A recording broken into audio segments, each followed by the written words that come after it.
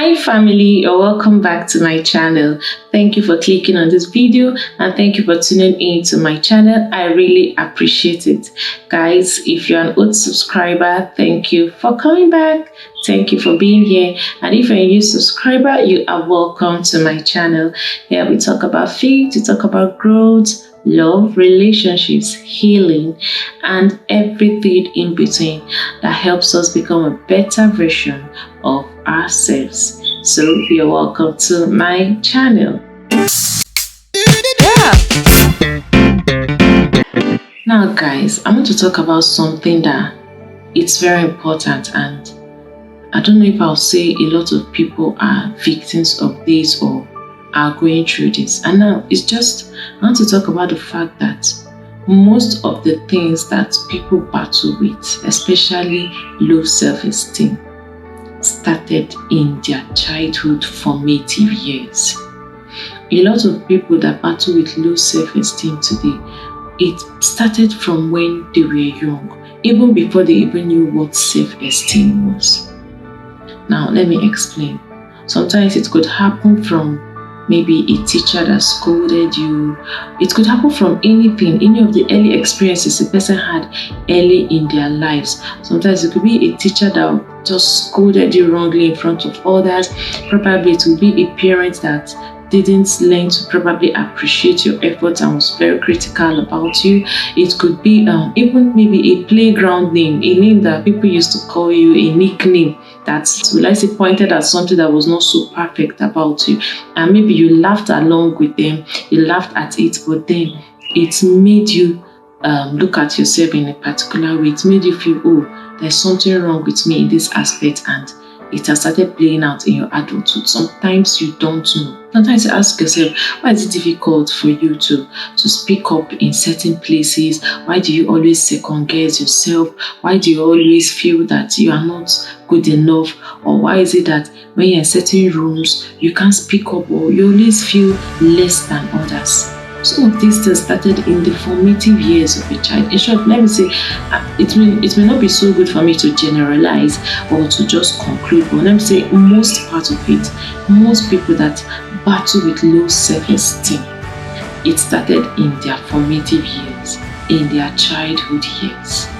That is why it's important that if you are a parent, or you are a teacher, or you are an auntie, an uncle, or anybody, be careful about the way you handle children who are in their formative years, people who are still growing up, because some of these people are innocent. They are just introduced to the world. So what's the idea you give them of themselves sometimes is what they run along with for life. Okay?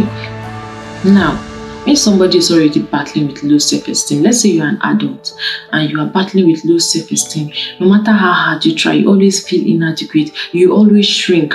There are people that you see them, they look very bold outside, they look very confident in public, but when you look further or when you relate to them closely, you see that they are very fearful, they are very insecure, they don't feel adequate, sometimes they shrink and all that. Why there are people that it's obvious, they shrink, they don't even know how to lend their voice. And they struggle with a whole lot of things. Most of these things happened during their formative years. So we're going to talk about how you can handle all these things that happened during your formative years and overcome the low self-esteem that came, whether it was during your formative years or at any point in your life. For example, let me give you that. I think there's this story that is told of a boy that painted something, drew something. You know how children scribble, they draw, and he was so excited, and he took it to his mom and was like, Mom, see what I drew, do you like this? And because the mom was busy at that point, she was like, oh, don't worry, don't bother me, don't bother me with something this, I just need to rest, I need to focus on this and all that. But she dismissed him. Now, the mother's intention was not to make that boy feel bad. The mother's intention was not to make that boy feel like he's not wanted. But then that feeling, that simple act made him feel like, oh, his opinions or his achievements are not worthy to be recognized, or his points is not valued. He just felt of Okay, this is a story that is told. Now, as little as that thing is, as minute as that thing may look, it can go ahead to shape the adulthood life of that boy. He may always feel like, what's the need of coming out to show people what I can do? They won't accept it. I'm not worthy of being recognized, or you'll be battling with rejection. As little as that is, that's not always the case for everybody. Remember, people are different. People have different personalities and temperaments. And from childhood, you can see that children's temperaments are different. That is why you should be careful the way you react with people. But well, I believe it's adults that are watching this video. So as an adult that is battling with low self-esteem, I have an encouragement for you, a word for you. But then, let me recap. Let me go through this again so that this will sink deeper into you. When we are kids, our hearts are like wet cement, soft and easy to shape. Every word, every look, every tone leaves a mark. Have you ever stopped in the middle of the day and thought, why do I feel this way about me? Why do I shrink in certain rooms? Why do compliments feel uncomfortable? Why do I second guess myself all the time? Here's the thing, sometimes the battles we fight today started years ago, back when we were kids, before we even knew what the word self-esteem meant. You see people who look so confident in public, but deep down they are still fighting voices from childhood. Maybe it was that teacher who always compared you to someone else, or the parents who without realizing it never spoke life into you. Or maybe it was the nickname you got on the playground. You laughed along at the time, but secretly it shaped how you saw yourself. About this little boy who loved drawing. One afternoon he ran to his mom, holding up his picture, eyes shining. She was tired, busy. She glanced at it and said, "Not now." She didn't mean anyhow, but in that moment, something inside him whispered, "I'm not worth paying attention to." He grew up thinking his ideas weren't good enough to share, not because his mother didn't love him, but because that one small moment stuck. The truth is, the beliefs we carry about ourselves are often planted in the soil of our childhood.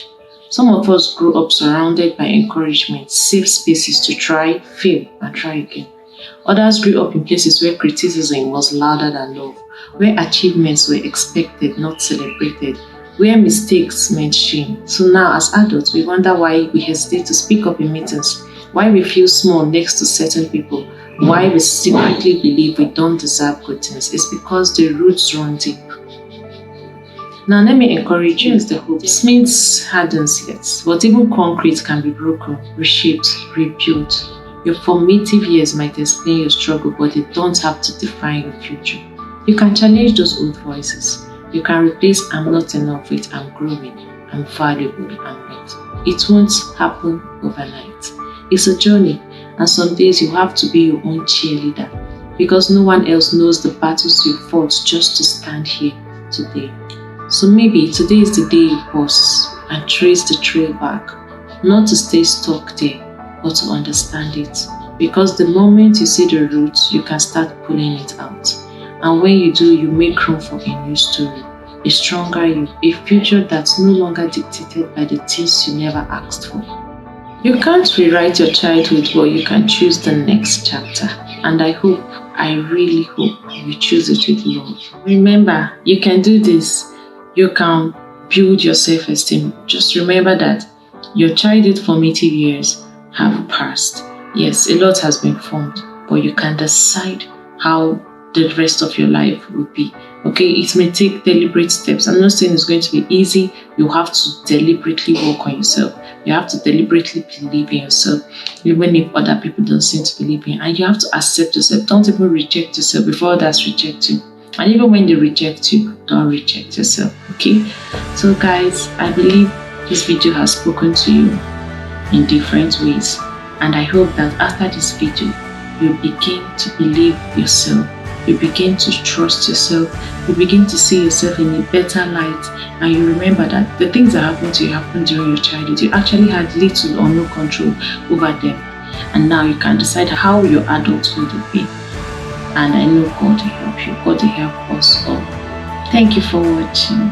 It's been a wonderful time with you guys on this video.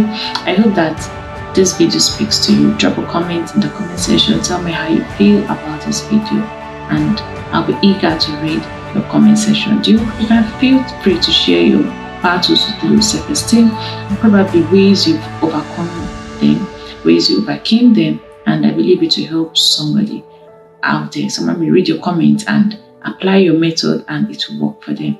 Thank you for watching this video. I am Doris Nasi Chuku, also known as Cheese DNC, and I'll see you in the next video. Before you go, click on any of these videos you can see on the screen right now, and please subscribe to my channel if you are not yet subscribed to my channel. Thank you for watching this video. See you in my next video. Don't forget to like and share. Bye.